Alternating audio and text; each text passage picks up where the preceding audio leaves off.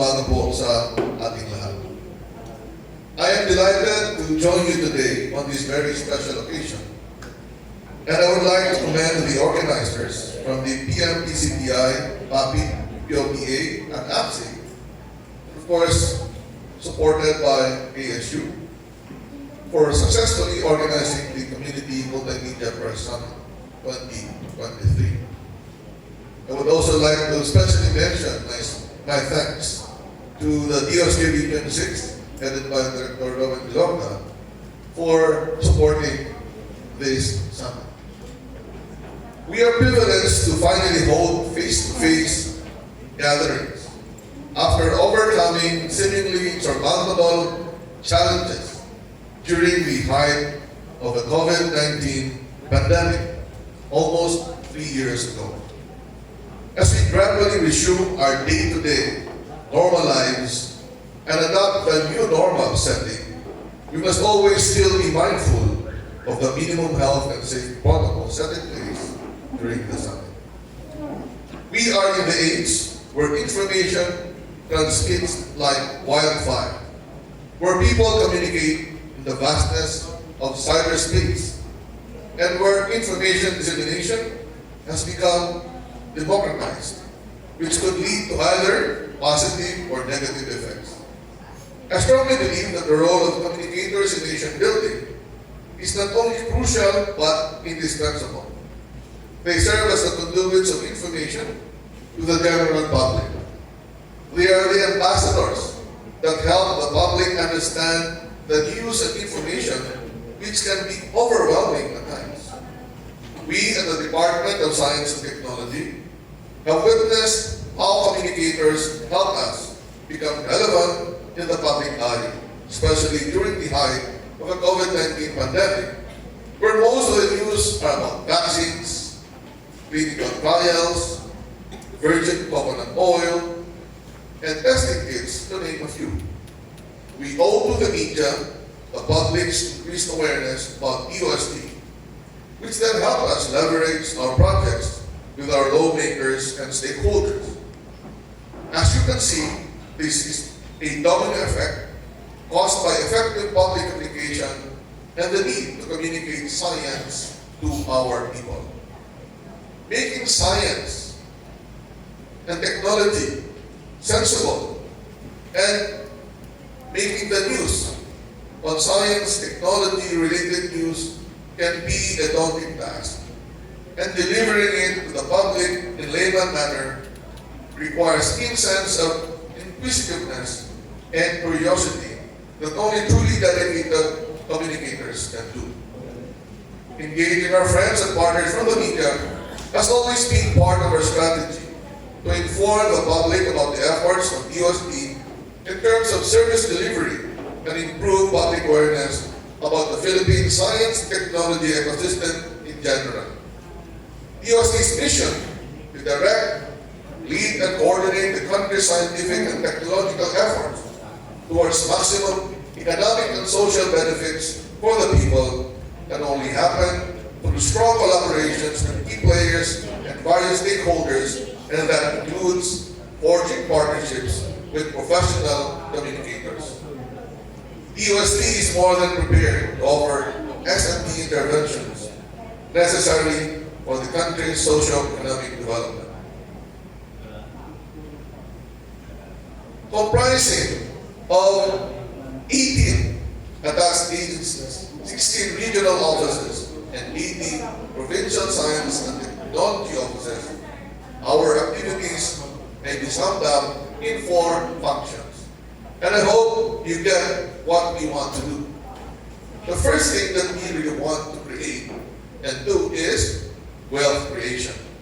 And this is done through economic development and job creation through science, technology, and innovation. But the Philippines, being an archipelagic country, part of the Pacific Ring of Fire, part of the Western Pacific Typhoon Belt, we are prone to various hazards and the effects of global warming. Hence, we need to protect the wealth that we create. Wealth protection is a must through climate and disaster resilience. The third is the promotion of human well-being. for us to have good health, get good education, and have access to lifelines that are vital for our function, like access to clean water and enough energy. And fourth is through science, technology, and innovation, we are able to sustain, protect, and conserve our natural resources so that we, the current generation, not only get something out of the richness of our natural resources, but also we ensure that the future generation, natin mo mga kababuhan, will always be there to enjoy the richness of our natural resources. In pursuit of our commitment to boost research and development, or R&D,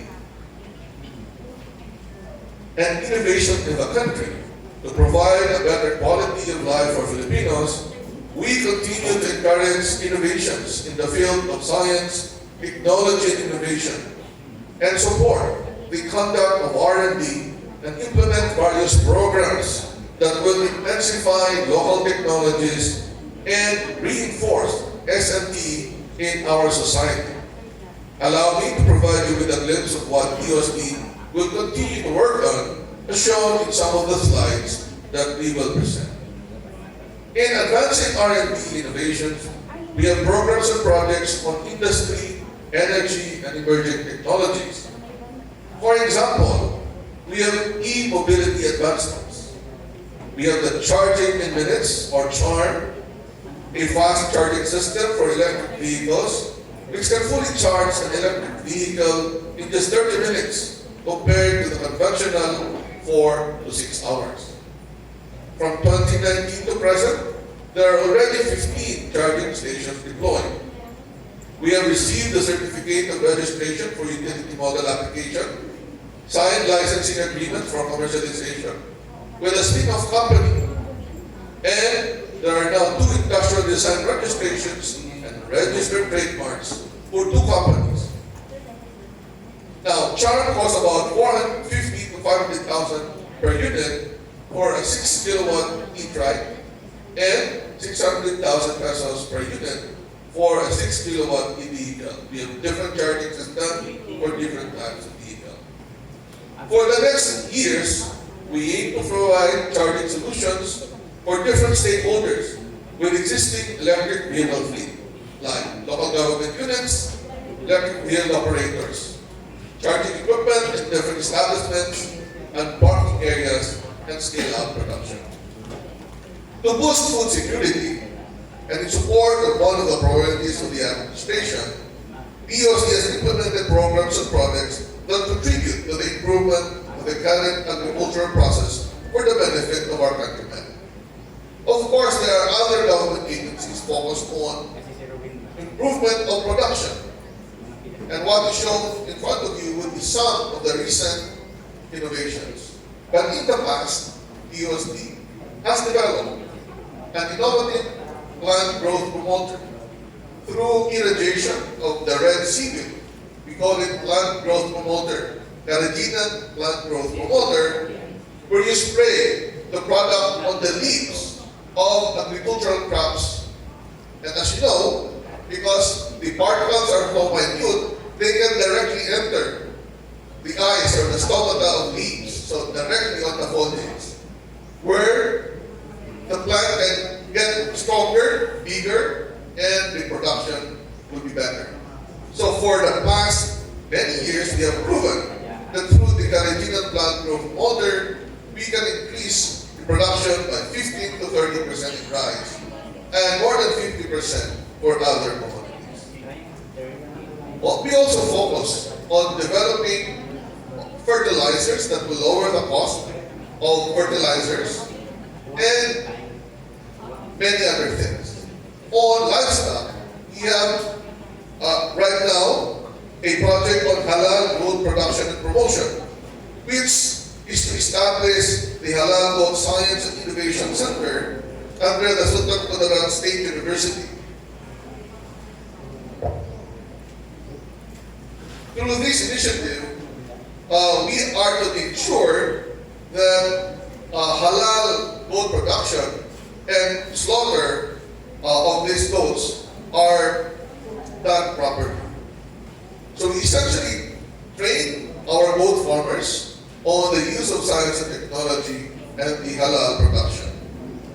The Department of Science and Technology also continues to develop native lines of poultry and livestock like pigs and ducks. So for example, in this slide, shown would be the itik pinas or IP kayumangki or brown duck. And this production is also part of the kayumangki salted egg with longer shelf life and salted egg powder value chain program of DOST. Being a hybrid line of the itik pinas, the IP kayumangki has a potential average egg production of 266 eggs, 73% per duck per year higher than traditional layer ducks. And the project also aims to extend the shelf life of salted duck eggs, which can be further processed into powders that can help unlock new flavor and production in the market. This line, the itik pinas kayumangki, is already available in commercial quantities in Nueva Ecija and Quezon. The department also implements the coconut hybridization program, which intends to address the persisting supply and demand gap by increasing the productivity of coconut hybrids through the adoption of appropriate technologies and provision of research support on coconut hybridization. Through technology transfer and promotion strategies, the outputs of the R&D will be supported and translated to viable and applicable technologies that are beneficial to farmers and other coconut industry partners. The goal of this effort is to produce 150 nuts per tree from the current production of 40 nuts per tree. Another effort on agricultural productivity is the enhancement of the competitiveness of Philippine Carabao mango through varietal improvement. This is set to strengthen the mango export industry. The R&D program aims to identify mango selections with target traits such as red blast, thick peel, and resistance to anthracnose and fruit fly. This program is considered the first extensive program on mango breeding in the Philippines. We have already identified mango varieties and selections with resistance to anthracnose and fruit fly, and we have facilitated registration to the National Seed Industry Council of 2 varieties.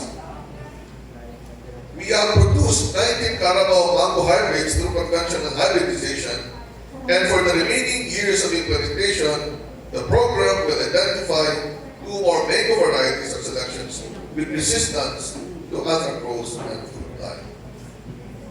Essentially, food security is critical.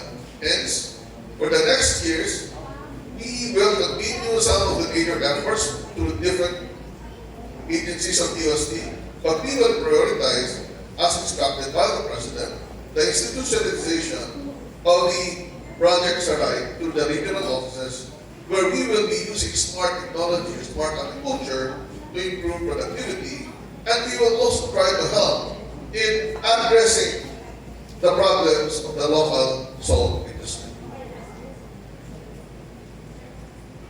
The DOST also strives to constantly provide technical expertise to programs and projects that will advance the development of technology, innovation, and productivity improvement among micro, small, and medium enterprises, communities, academic organizations, government agencies, research institutions, and local industries. And one of the DOST's efforts for productivity improvement is the Small Enterprise Technology Upgrading Program, 4.0. When we say 4.0, this will make use of ICT and geospatial technologies to further improve the operations and marketing of MSMEs. It is a national strategy to boost MSME productivity and competitiveness through technological innovations and provision of SME solutions to enterprises. From July to the present, in 2022, July to December 2022, we have provided 3,500 technology interventions, assisted 3,000 firms, resulting in creation of 1,600 jobs. The program targets to provide SME assistance to 7,560 more firms next year under this program. For the past several years, we also provide science and technology solutions to the poorest of the poor communities through the Community Empowerment through Science and Technology or SES program. And DOST interventions involve 5 entry points: health and nutrition, environmental protection and conservation, human resource development, economic enterprise development and livelihood, and disaster risk reduction and management, and climate change adaptation. From July to December, there were a total of 90 communities that we have assisted, 12 SME-based livelihood projects implemented, 21 trainings conducted, and many persons trained, and 761 direct employments. Now, we will upgrade the community empowerment through science and technology to a bigger program, and that I will mention later on, and that is through the development of smart and sustainable communities. We also have the startup grant funds that initiate and help overcome the roadblocks faced by startup firms through prototype improvement, conduct of feasibility studies, development of product specifications, as well as validation of user requirements, strengthening intellectual property for protection and development of the appropriate intellectual property strategies. So far, since 2018, we have collectively created 455 jobs, acquired 647 clients, raised 97 billion in private investment, and generated 280 billion revenues for the first 15 grantees of the program. And in 2022, we have 24 startups funded, and we plan to fund around 30 startups by next year.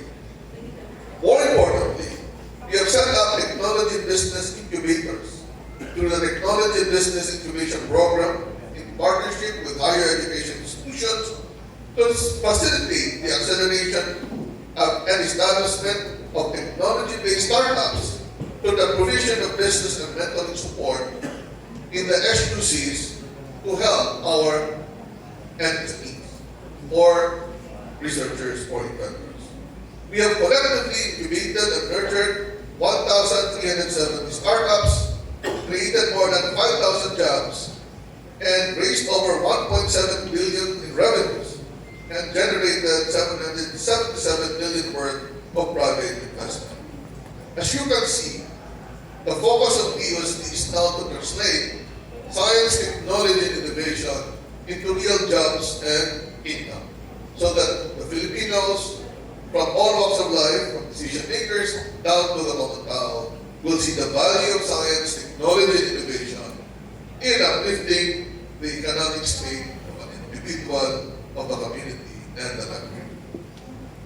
In terms of wealth protection, aside from the traditional monitoring of weather and geophysical events, through TVOX and PACASA, the DOST has been providing ICT tools and technologies for monitoring and risk assessment, which are readily available to the public and to the local government in building resilience to disaster risk and climate change. The DOST pioneered the establishment of the GeoRisk Philippines, and it created applications such as the Hazard Hunter, Geoanalytics, and GMapper that can help facilitate planning and assessment of hazards and risks so that people from the individual, family, and local, provincial, and national levels can prepare. For example, in 2022 alone, close to 350,000 users have accessed the Hazard Hunter Philippines, an app that is the only kind in the world where you can use your phone or your internet to evaluate the hazard of a place in less than 1 minute, in around 30 seconds.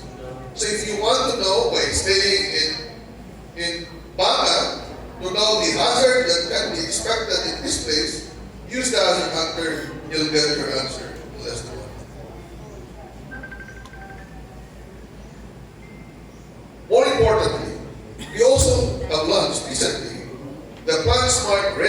Field Grant application to empower local governments to formulate the rehabilitation and recovery plan faster and improve decision-making and planning for pre- and post-disaster events.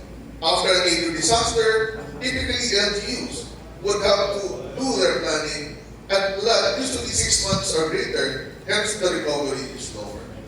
With this automated, plan smart, ready to rebuild, we can actually facilitate the development of a plan in less than a month or maybe several weeks only. By just typing the name of the town or city, the app will prepare all the maps and analysis. The planner will just look at the result and guided by the options for intervention, they can click those and boil that. By clicking at the end of the app, they will have a ready-made recovery plan. This plan is the only automated planning guide that is available currently worldwide. We will continue to improve the weather and flood and climate monitoring of Pag-asa and also improve the geophysical monitoring of volcanic eruptions, earthquakes, and tsunami events of VMOS. Recently, the department also has conceptualized and implemented the Project Pag-asa. This project is the meteorological and geological hazard advisories, warnings, and notifications for disaster action, which aims to boost information drive on natural hazards and provide better disaster response by conducting an online training for LGUs that they can actually train continuously using an online learning system. On scholarships, the department shall continue to provide scholarships for science, technology, engineering, and mathematics or STEM students at the secondary, undergraduate, and graduate levels to develop leaders and professionals that will drive innovation and contribute to national progress. For school year 22 to 23, the DOST is supporting a total of 9,990 scholars under the Philippine Science High School system, and we will increase it to around 10,513 by next year. Through our DOST undergraduate and graduate scholarship programs, we are supporting 47,800 scholars for this current school year. 43,160 are undergraduate level, 3,000 for the master's, and 1,400 for the PhD. As we continue its implementation, we target to support 50,000 undergraduate scholars next year. More importantly, to combat brain drain, the DOST will expand the Balit Scientist Program, a program that entices Filipinos who studied or have worked abroad to come back and return to the country and share their knowledge and expertise to the academy, to public and private institutions, including local and registered enterprises, and we want our Balit scientists to be available also to help other government departments. From 2022, we have engaged a total of 30 Balit scientists, and for next year, we target 100. Most importantly, on human well-being, health is a very important concern. And we have various health innovation initiatives, and our main program is the Drug Discovery or Class Lunas program, where we will produce world-class medicines derived from Philippine biodiversity, leveraging on local expertise. Currently, there are 2 projects being implemented, which include the development of antibiotics and anti-cancer compounds which are on the clinical phase. We also are developing other initiatives on health, like the development of biomedical devices and body parts, and one of which is a project on cementless hip system that will be locally manufactured with international quality standards while minimizing production costs. With a locally developed and fully developed manufacturing system, more Filipinos can avail of the treatment and enjoy a better quality of life. Typically, most of the available equipment are imported. Another project which we want to continue is the Innovative Logistic Indoor Service Assistant, or LISA, telepresence robot, which aims to develop a hospital service telepresence robot that can autonomously deliver items such as documents, samples, or medicines within hospital premises and communicate with patients. Finally, DOST will continue to support the socio-economic agenda of the President by aggressively implementing the science, technology, and innovation programs for wealth creation, promotion of human well-being, wealth protection, and sustainability. So, aligned with the President's socio-economic agenda, we have 11 priority major programs and projects. Number 1, job creation and regional development through establishment of science, technology, and innovation enterprises. Food security, health, number 2. Number 3, health security. Number 4, water security and environmental protection. Energy, by pushing renewable energy. Transportation system, essentially electronic vehicles, both on land, like the e-trike, e-jeepney, and e-boats. And here in Aklan, we are developing a hybrid trimaran, where we can actually use the wave energies to power the boat. 4, wealth protection, we will aggressively promote climate and disaster resilience.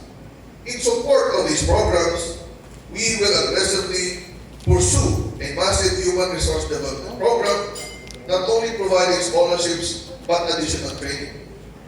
Internally and also externally, we want our scholars to have a mindset of entrepreneurship where we can actually translate the innovations that we develop to something that can be commercialized and directly applied by people and the local government. We will continue to develop and maintain advanced laboratories. We have, so far in ASEAN, an advanced manufacturing center in Bikutan focused on 3D printing.